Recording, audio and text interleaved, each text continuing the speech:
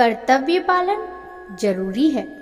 भगवान श्री कृष्ण उपदेश देते हैं कि हर व्यक्ति को अपने कर्तव्य का पालन करना चाहिए, यही धर्म है। अगर अपने कर्तव्य का पालन नहीं किया जाता तो मन में अशांति और दुख प्राप्त होता है। अपनी पसंद नापसंद मोह बैर को किनारे रखकर अपना कर्तव्य करो। किसी अन्य व्यक्ति का कर्म आपको कितना भी आकर्षित करे, उसके प्रलोभन में ना आए। कष्ट में रहते हुए भी अपना कर्म करना दूसरे की नकल से श्रेष्ठ है। अपने कर्म और कर्तव्य का पालन ही जीवन का सही मार्ग है, क्योंकि कर्म करना अकर्मण्यता से हमेशा बेहतर है। कर्तव्य में दोष देकर पीछे ना हटे, क्योंकि हर कर्म में कोई छोटा न बड़ा दोष होता है। जैसे अग्नि के साथ धुआं भी होता है।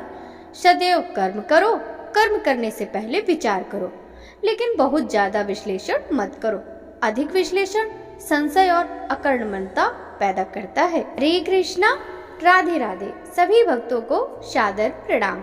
भक्तों, आप नियमित प्रातः 5 बजे हमारे चैनल पर आषाढ़ मास महात्म्य की कथाएं श्रवण करते हैं। आपने कल के अध्याय में खड़ग तीर्थ, आत्रेय तीर्थ, परुष्णी तीर्थ, नारसिंह तीर्थ, पैसाच नासन तीर्थ, निम्र भेद तीर्थ और संखहत तीर्थ की महिमा का वृतांत श्रवण किया था।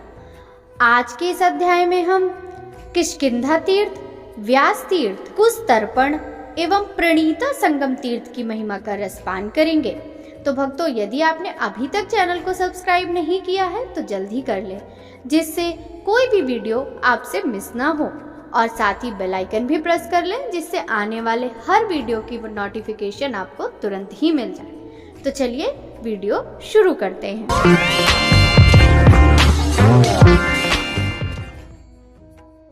ब्रह्मा जी कहते हैं किष्किंधा तीर्थ बहुत विख्यात है। वह मनुष्यों की संपूर्ण कामनाओं को पूर्ण करने वाला और समस्त पापों को शांत करने वाला है। वहाँ भगवान शंकर निवास करते हैं। नारद उस तीर्थ के स्वरूप का वर्णन करता हूँ, भक्ति पूर्वक सुनो। पूर्व काल में दशरथ नंदन भगवान श्री राम ने किष्किंधा निवासी वानरों को साथ लेकर जब समस्त लोगों को रुलाने वाले रावण को युद्ध में सेना और पुत्रों सहित मार डाला, तब सीता को पुनः प्राप्त करके अपने भाई लक्ष्मण, महाबली वानर, बलवान विभीषण और देवताओं के साथ वे स्वतंत्रता पूर्वक पुष्पक विमान से अयोध्या के ओर लौटे। पुष्पक विमान कुबेर का था। वह शीघ्रगामी और इच्छा अनुसार चलने वाला था। भगवान राम शत्रुओं का संहार करने वाले और शरणार्थी पुरुषों को शरण देने वाले थे। उन्होंने विमान से अयोध्या लौटते समय मार्ग में लोक पावनी गौतमी गंगा को देखा, जो समस्त अभीष्ट वस्तुओं को देने वाली तथा मन और नेत्रों के संताप का निवारण करने वाली हैं। गंगा जी का दर्शन करके महाराज श्री राम उनके तट पर उतरे और हनुमान आदि संपूर्ण वानरों को संबोधित करके हर्ष गदगद वाणी में कहने लगे, ये गौतमी गंगा संपूर्ण जीवों की जननी है। ये भोग तो देती ही है, मोक्ष भी देती है, भयंकर पापों का नाश भी करती है, संहार भी कर डालती है। इनकी समानता करने वाली दूसरी नदी कौन है, जिन्हें महर्षि गौतम ने सबको शरण देने वाले भगवान शंकर की आराधना करके जटा सहित प्राप्त किया था। ये संपूर्ण अभिलिषित फलों की जननी और अमंगलों का नाश करने वाली हैं। ये समस्त संसार को पवित्र करने में समर्थ हैं।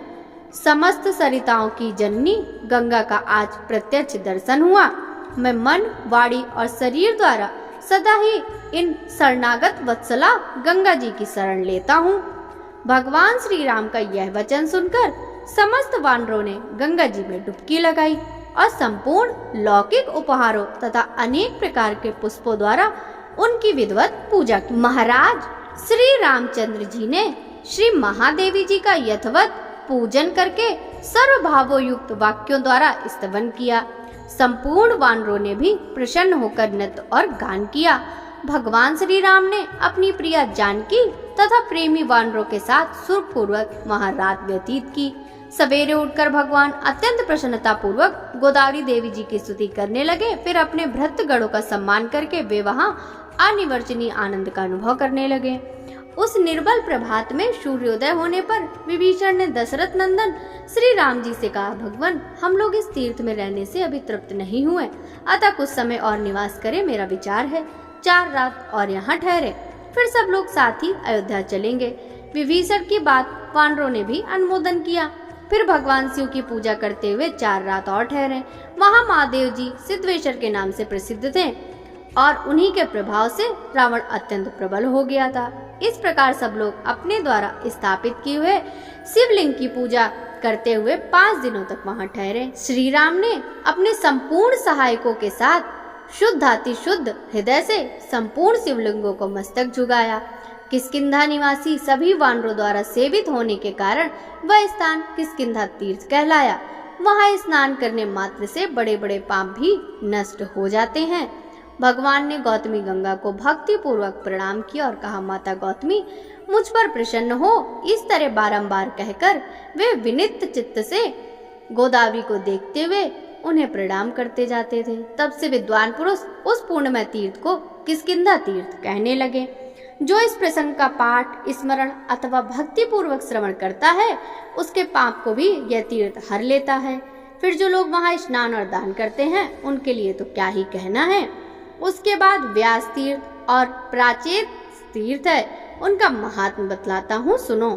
मेरे 10 मानस पुत्र हुए जो जगत की सृष्टि करने वाले थे। वे पृथ्वी का अंत कहाँ है, इस बात का पता लगाने के लिए चले गए। तब मैंने पुनः अन्य पुत्रों को उत्पन्न किया, किंतु वे भी अपने भाइयों की खोज के लिए चले गए। जो पहले के गए थे वे गए ही थे, वे लौटकर नहीं आए। उस समय परम बुद्धिमान दिव्य आंगिरस नामक मुनि उत्पन्न हुए, जो वेद वेदांगों के तत्व को जानने वाले और संपूर्ण शास्त्र में प्रवीण थे। वे अंगीरा की आज्ञा से पिता को नमस्कार करके तपस्या के लिए उद्धत हुए। गुरुजनों में गौरव की दृष्टि से माता का स्थान सबसे ऊंचा है, तो भी माता से बिना पूछे ही आंगिरसों ने तपस्या करने का निश्चय कर लिया। इससे कुपति होकर माता ने अपने पुत्रों को शाप दिया, जो पुत्र मेरी अवहेलना करके तपस्या में प्रवृत्त हुए हैं, उन्हें किसी प्रकार की सिद्धि प्राप्त नहीं होगी। आंगिरसों ने अनेकों देशों में जाकर तपस्या की, किंतु उन्हें कहीं भी सिद्धि न मिली। वे सब इधर उधर दौड़ते रहे, परंतु सभी स्थानों में कोई न कोई विघ्न आ जाता था। कहीं राक्षसों से, कहीं मनुष्यों से, कहीं युवती स्त्रियों से और कहीं अपने शरीर के ही दोष से तपस्या में विघ्न पड़ जाता था। इस प्रकार भटकते हुए सब आंगिरस तपस्वियों में श्रेष्ठ अगस्त जी के पास गए और उन्हें नमस्कार करके विनीत भाव से बोले, भगवान, हम अनेक उपायों से बारंबार प्रयत्न करते हैं, तो भी किस दोष से हमारी तपस्या सिद्ध नहीं होती। आप तपस्या में सबसे बड़े चढ़े हैं, अतः कोई उपाय हो तो बताइए। ब्राह्मण, आप ज्ञानियों में ज्ञानी, वक्ताओं में भी श्रेष्ठ वक्ता, संयमी पुरुषों में सबसे अधिक शांत, दयावान, प्रियकारी, क्रोध शून्य और द्वेष से रहित है। अतः हमने जो पूछा है उसे बताइए। जो अहंकारी, दयाहीन, गुरु सेवा रहित, असत्यवादी और क्रूर है, वे तत्व को नहीं जानते। अगस्त ने थोड़ी देर तक ध्यान किया, उसके बाद उन सब लोगों को धीरे धीरे से कहा, आप लोग शांतचित्त महात्मा हैं। ब्रह्मा जी ने आपको प्रजापति बनाया है। अब तक आप लोगों की तपस्या पूर्ण नहीं हुई, इनमें कोई न कोई कारण अवश्य है। आप लोग उस कारण का स्मरण करें। ब्रह्मा जी ने पहले जिन मानस पुत्रों को उत्पन्न किया था वे चले गए और बहुत सुखी हुए, परंतु जो उनकी खोज में गए वे फिर आंगिरस हैं। वे ही आप लोग हैं जो समय पाकर इस रूप में आए हैं। आप धीरे धीरे प्रयत्न करते रहो, प्रजापति से भी ये बढ़ चढ़कर हो जाएंगे, इसमें तनिक भी संदेह नहीं है। यहाँ से तपस्या करने के लिए आप त्रिभुवन पावनी गंगा जी के तट पर जाएं। संसार में शिववल्लभा गंगा के सिवा दूसरा कोई सिद्ध का उपाय नहीं है। वहाँ पावन प्रदेश में आश्रम के भीतर ज्ञानद गुरु की पूजा करें, वे आप लोगों के सब संशयों का निवारण करेंगे। तब आंगिरसों ने महर्षि अगस्त्य से पूछा, ज्ञानद किसको कहते हैं? ब्रह्मा, विष्णु, महेश, आदित्य, चंद्रमा, अग्नि और वरुण, इनमें से ज्ञानद कौन है? अगस्त्य जी ने फिर कहा, ज्ञानद का स्वरूप बतलाता हूँ, सुनो। जो जल है वही अग्नि है, जो अग्नि है वही सूर्य कहलाता है, जो सूर्य है वही विष्णु है, और जो विष्णु है वही सूर्य, जो ब्रह्मा है वही रुद्र है, जो रुद्र है वही सब कुछ है। इस प्रकार जिसको एक ईश्वर रूपता का ज्ञान हो उसी को ज्ञानद कहते हैं। देशिक, प्रेरक, व्याख्याकार, उपाध्याय और शरीर का जनक आदि बहुत से गुरु हैं, किंतु उनमें से जो ज्ञानदाता गुरु है वह सबसे बड़ा है। यहाँ उन सब की ज्ञान की बात कही गई है जिससे भेद बुद्धि का नाश हो। एकमात्र अद्वितीय शिव ही सब कुछ है। विद्वान ब्राह्मण का उन्हीं का इंद्र, मित्र और अग्नि आदि सब अनेक नामों से वर्णन करते हैं। अनेक नाम अनेक रूपों में जो भगवान के तत्व का वर्णन किया जाता है वह अज्ञानी जनों का उपकार करने के लिए है। मुनि का यह वचन सुनकर वे गाथा गान करते हुए वहां से चले गए। उनमें से तो 5 तो उत्तर गंगा के तट पर गए और 5 दक्षिण गंगा के तट पर। वहां महर्षि अगस्त्य के बताए हुए देवताओं की विधि पूर्वक पूजा करने लगे। विशेषता आसनों पर बैठकर वे तत्व का विचार किया करते थे। इससे उनके ऊपर समस्त देवता प्रसन्न हुए और बोले, विश्वयोनि ब्रह्मा जी के युग के आदि में जो सृष्टा के पद की रचना की थी, इसलिए अधर्मों की निवृत्ति हो, वेदों की स्थापना हो, संपूर्ण लोकों का उपकार हो, धर्म, अर्थ और काम की सिद्धि हो तथा पुराण, स्मृति, वेद और धर्म शास्त्रों के अर्थ का ठीक ठीक निश्चय हो। इसके अनुसार तुम सब लोगों को जगत सृष्टा का पद प्राप्त हो। तुम सब उस पद के अनुरूप होगे। नारद वे सब क्रमशः धीरे धीरे प्रजापति होंगे। जब अधर्म बढ़ेगा, वेदों का पराभाव होगा, उन पर संकट आएगा, उस समय वेदों का उद्धार करने के लिए वे भावी व्यास होंगे। गंगा का उत्तम तट ही उनकी तपस्या का उत्तम साधन होगा और वहाँ शिव, विष्णु, मैं, सूर्य, अग्नि और जल ये सब उपस्थित रहेंगे। इनसे बढ़कर पवित्र और इनसे श्रेष्ठ कहीं कुछ भी नहीं है। केवल परम ब्रह्म ही इन सब आकारों में प्रकट हुआ है। सर्वस्वरूप शिव जो व्यापक तथा संपूर्ण भाव पदार्थों का रूप धारण करने वाले हैं, समस्त प्राणियों पर कृपा करके उनके लिए उस तीर्थ में विशेष रूप से रहते हैं तथा उनके संपूर्ण देवता भी निवास करते हैं। भगवान शिव सब पर अनुग्रह करने वाले हैं। वे आंगिरस, धर्मव्यास और वेद व्यास के नाम से प्रसिद्ध होंगे। उनका तीर्थ भी व्यास तीर्थ के नाम से ही तीनों लोकों में विख्यात है। व्यास तीर्थ बहुत ही उत्तम है। उसका जल पाप रूपी कीचड़ को धोने वाला, मोह रूप अंधकार और मत का नाश करने वाला तथा मनुष्य को सब प्रकार की सिद्धि देने वाला है। ब्रह्मा जी कहते हैं, नारद, कुस्तर्पण एवं प्रणीता संगम नामक तीर्थ सब लोकों में प्रसिद्ध हैं। वे भोग और मोक्ष देने वाले हैं। मैं उनके पापहारी स्वरूप का वर्णन करता हूँ, सुनो। विंध्य पर्वत के दक्षिण भाग में शह नामक महान पर्वत है। उसी की शाखा पर्वत से गोदावरी और भीमरथी आदि नदियां निकली हैं। वहीं विरज तीर्थ और एक वीरा नदी भी है। उस पर्वत की महिमा का कोई वर्णन नहीं कर सकता। उसी सहगिरी के पावन प्रदेश में जो वृतांत घटित हुआ था वह गोपनीय से भी गोपनीय है। साक्षात वेद में उसका वर्णन है। उसे देवता, मुनि, पितर और असुर भी नहीं जानते। वही गुह रहस्य आज मैं तुम्हारी प्रसन्नता के लिए प्रकट करता हूँ। वह श्रवण मात्र से संपूर्ण अभीष्ट वस्तुओं को देने वाला है। जो अव्यक्त और अक्षर परमात्मा है उसे परम पुरुष जानना चाहिए। वही जब प्रकृति से संयुक्त होता है तब क्षर एवं अपर कहलाता है। पुरुष पहले निराकार से साकार रूप में प्रकट हुआ, फिर उससे जल की उत्पत्ति हुई, जल से पुरुष का प्रादुर्भाव हुआ, फिर जल और पुरुष से कमल प्रकट हुआ, उस कमल से मेरी उत्पत्ति हुई। मुने, पृथ्वी, जल, अग्नि, वायु और आकाश ये 5 तत्व मुझ में पहले एक ही समय में प्रकट हुए थे। मैंने उत्पन्न होने पर सबसे पहले इन्हीं को देखा और कोई स्थावर जंगम भूत मेरे देखने में नहीं आए। उस समय वेद नहीं प्रकट हुए थे। दूसरी कोई वस्तु ही मैंने नहीं देखी। अधिक क्या कहूँ, जिनसे स्वयं मेरी उत्पत्ति हुई उनको भी मैं ना देख सका। उस समय मैं मौन बैठा था। इतने में ही उत्तम आकाशवाणी सुनाई दी, ब्राह्मण, तुम स्थावर और जंगम जगत की सृष्टि करो। नारद, यह आकाशवाणी सुनकर मैंने कहा, कैसी सृष्टि करूंगा, कहाँ सृष्टि करूंगा और किस साधन से इस जगत की सृष्टि करूंगा। आकाशवाणी ने पुनः उत्तर दिया, ब्राह्मण, यज्ञ करो, इससे तुम्हें शक्ति प्राप्त होगी। यज्ञ ही विष्णु है, यह सनातन श्रुति का कथन है। यज्ञ करने वालों के लिए इस लोक और परलोक में कौन सी वस्तु असाध्य है। फिर मैंने पूछा, कहाँ और किस वस्तु से यज्ञ करूं। पुनः आकाशवाणी सुनाई पड़ी, कर्म भूमि में यज्ञेश्वर यज्ञ पुरुष का यजन करो। स्वयं पुरुष ही तुम्हारे यज्ञ के साधन होंगे, तुम उन्हीं से उनका यजन करो। यज्ञ, स्वाहा, स्वधा, मंत्र, ब्राह्मण और हविष्य आदि सब कुछ श्री हरि ही हैं। उन्हीं से सबकी प्राप्ति होती है।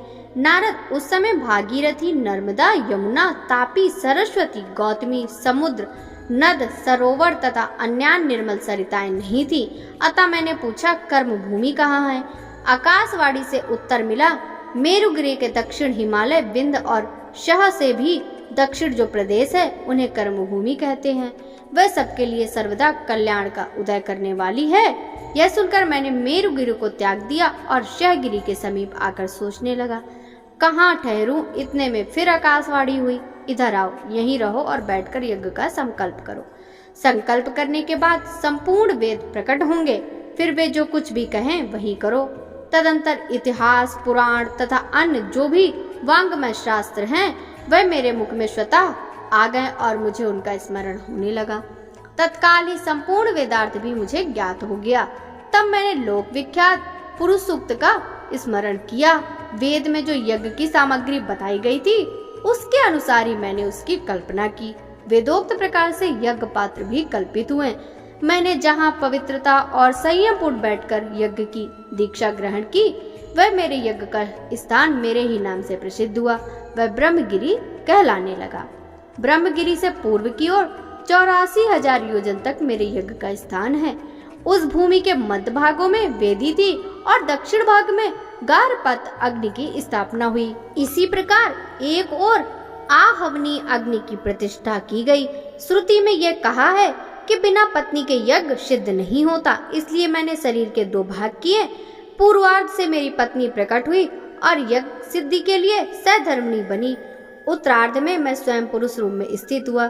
श्रुति भी कहती है, अर्धो जाया, पत्नी आधा अंग है।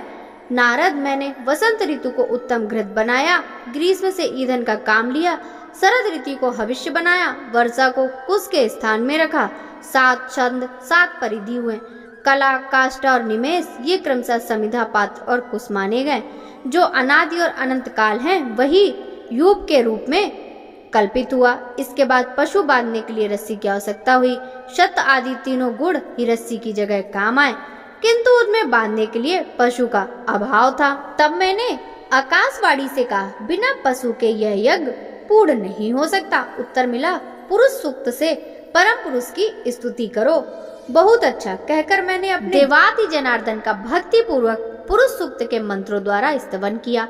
उस समय फिर आकाशवाणी हुई, ब्राह्मण तुम मुझे ही पशु बनाओ।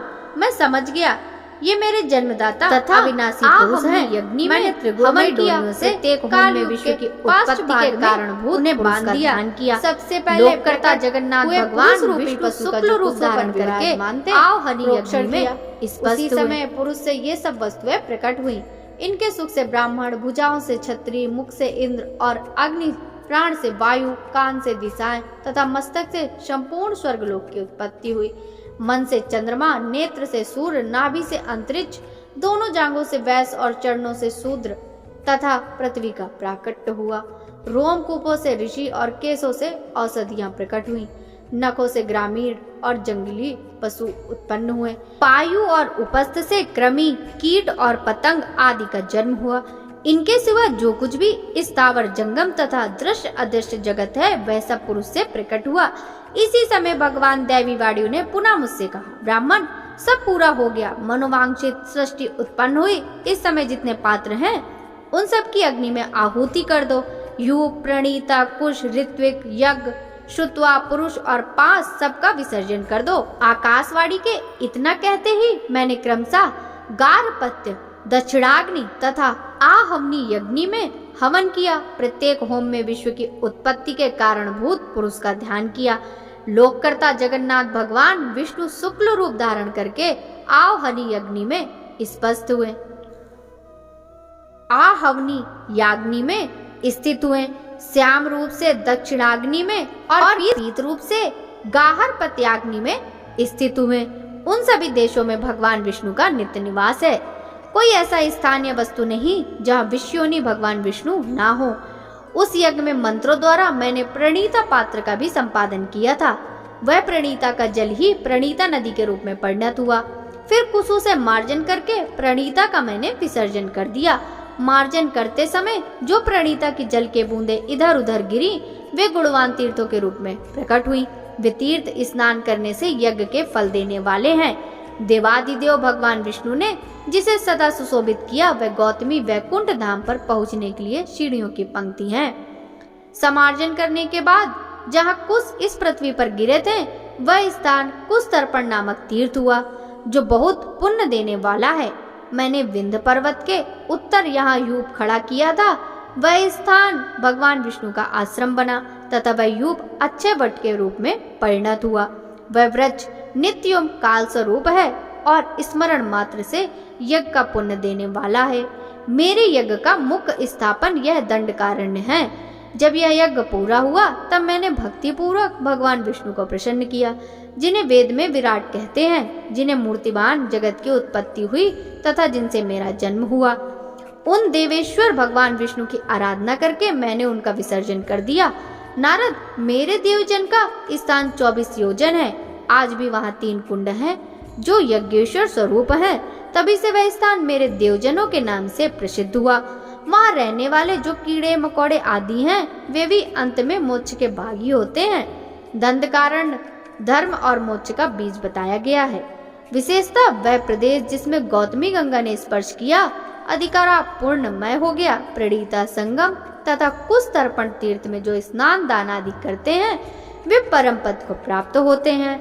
उनके वृतांत का स्मरण अथवा पठन भक्ति पूर्वक श्रवण भी मनुष्यों की समस्त कामनाओं को पूर्ण करने वाला और भोग्य मोक्ष को देने वाला है। मुने, कुश तर्पण तीर्थ काशी से भी उत्तम है। चराचर जगत में इसके समान दूसरा कोई भी तीर्थ नहीं है। इसके स्मरण मात्र से ब्रह्म हत्या आदि पापों का नाश हो जाता है। नारद, यह तीर्थ इस पृथ्वी पर स्वर्ग का द्वार बताया गया है। ब्रह्मा जी कहते हैं, सारस्वत नामक तीर्थ समस्त अभिष्ट वस्तुओं के साथ भोग और मोक्ष को भी देने वाला है। भक्तों, आगे की कथा का रसपान हम कल के अध्याय में करेंगे। यदि आपको हमारी आषाढ़ मास महात्म्य की ये कथाएं अच्छी लगती हों तो आप वीडियो को लाइक कर चैनल को भी सब्सक्राइब कीजिएगा।